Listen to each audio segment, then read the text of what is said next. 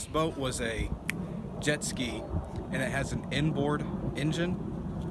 Now the water gets shot up into it, and then the way it propels is it shoots back out, allowing it to accelerate. Yeah.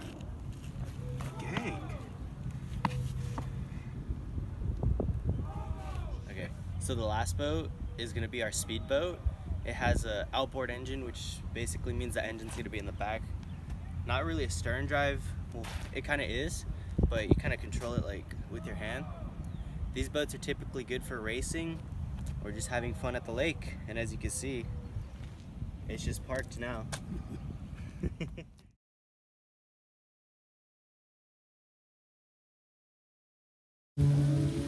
we go. Let's sail a little boat. Let me see. So the last boat was a yacht, and the way that the drive works is it's stern drive. So yeah.